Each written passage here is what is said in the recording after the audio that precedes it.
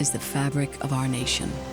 The resources and activities that enrich our lives, ensure our welfare, and define our American heritage. This is the Department of the Interior.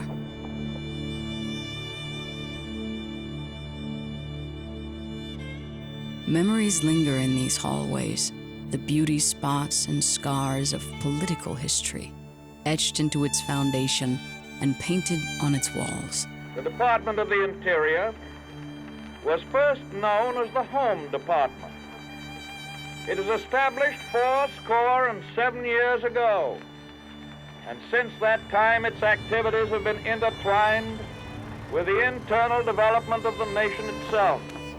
Since its creation in 1849, the Department of the Interior has adapted to the changes that have shaped the nation at large. Our story is a coming-of-age story about a country in its infancy and the agency that grows up alongside it. Manifest Destiny.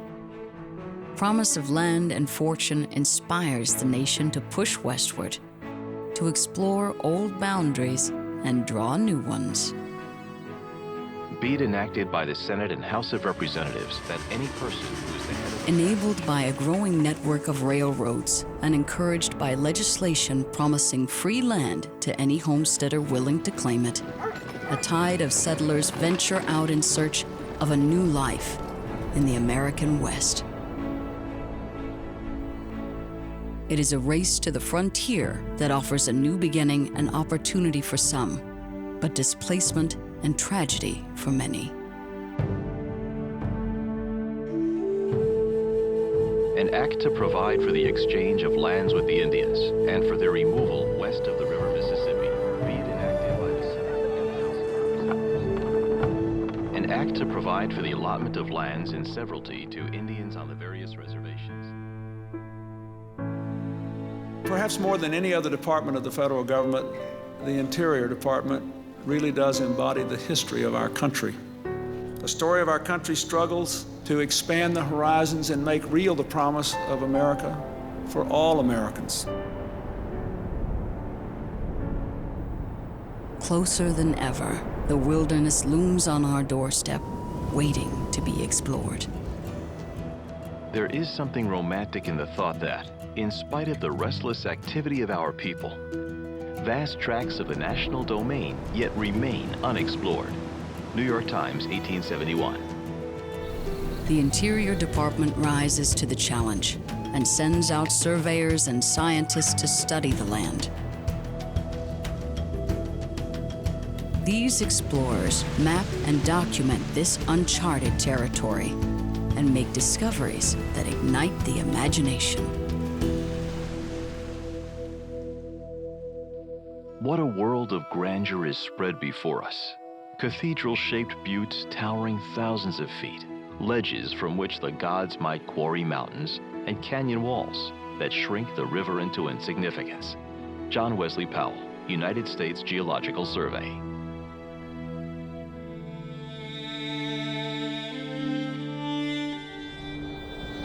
As the nation's borders expand and the new discoveries transform American life, the government faces unprecedented management challenges.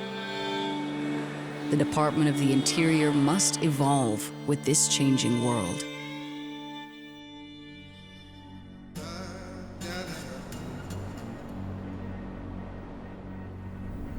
The population pushes westward, but inhospitable climates and terrain pose challenges for those who live off the land.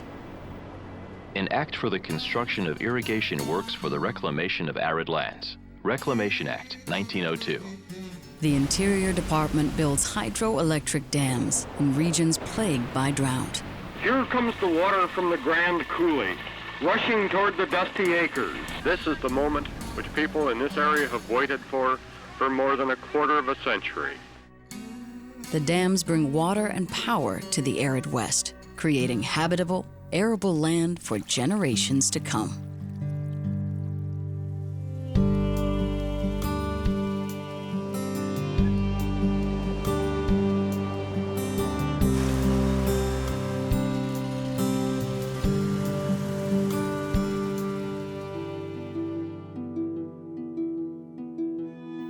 Faced with a demand for energy, public land offers the natural resources needed to power the future. It has now been shown that oil in substantial quantities could be obtained by drilling. Act of February 25, 1920.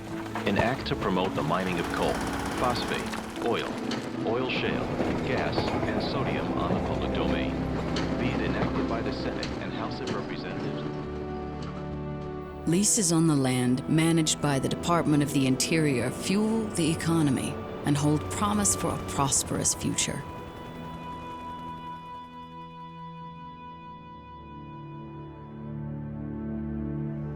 But with this rapid growth, it becomes clear that the natural resources will one day run out.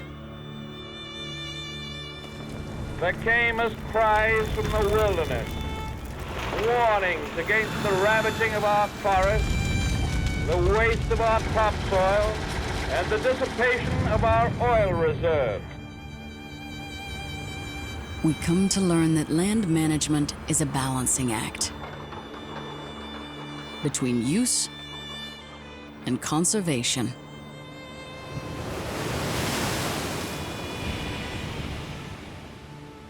To navigate this delicate balance, the Interior Department dedicates new services to preserving public lands. Be it enacted by the Senate and House of Representatives that there is hereby created in the Department of the Interior a service to be called the National Park Service. And new bureaus to regulate activities on the public lands and the development of their natural resources. It is the mission of the Bureau of Land Management to sustain the health, diversity, and productivity of the public lands for the use and enjoyment of present and future generations. It is a balancing act that we don't always get right. And get through, we're still gonna be stepping cold. But as scientific evidence mounts and the impacts of human activity become clear, our priorities shift to address the new concerns. The President's remarks at the signing of the Wilderness Preservation Act. The Wilderness Bill preserves for our posterity 9 million acres of this vast continent in their original and unchanging beauty and wonder.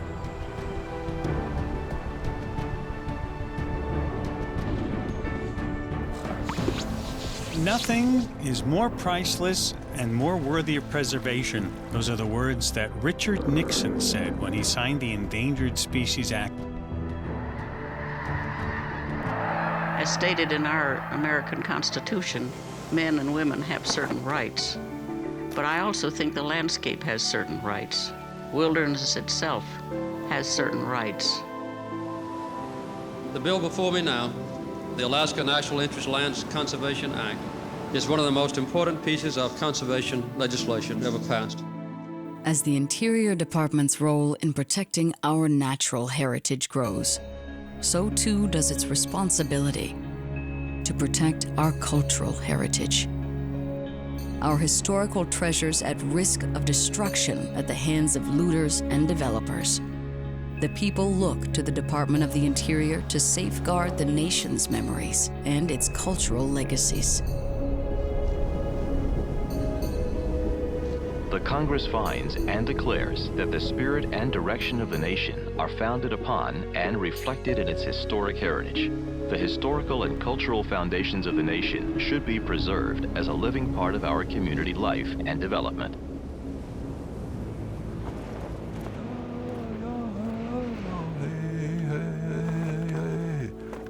The Department of the Interior's story is one of change, a pattern of conflict and resolution that reflects the growing pains of a maturing nation.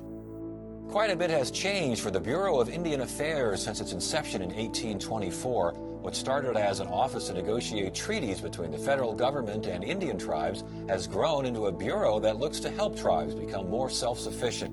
Amidst the tide of history, the Department of the Interior adopts policies to uphold new principles and attempt to right the wrongs of the past. But the issue here really is our lack of self-determination. Recognizing that it is a long process with ongoing challenges and many voices. Always fighting to preserve who we are as a people and where we came from. I still have a connection to our homeland. Stand up and be proud of who we are and what we are. Remember that the land has a memory. Through the establishment of a meaningful Indian self-determination policy.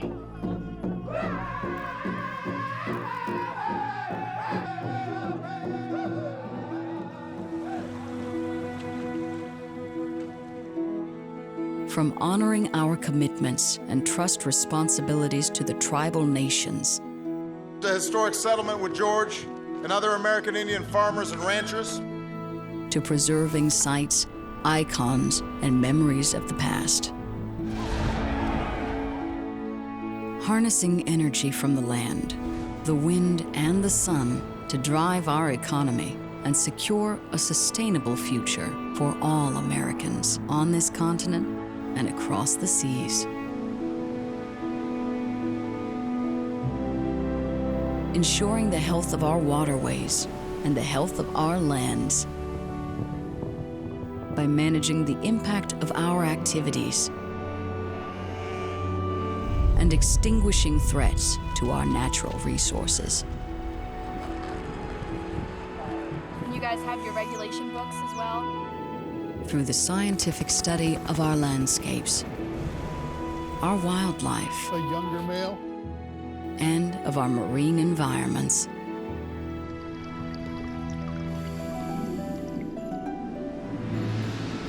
Through the conservation of our wild areas, for the enjoyment of everyone.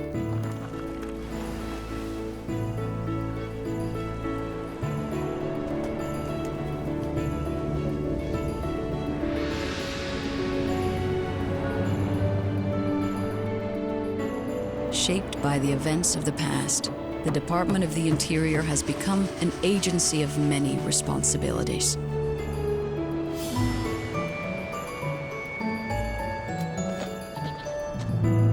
But a single shared goal: to steward and protect all that makes up our American heritage.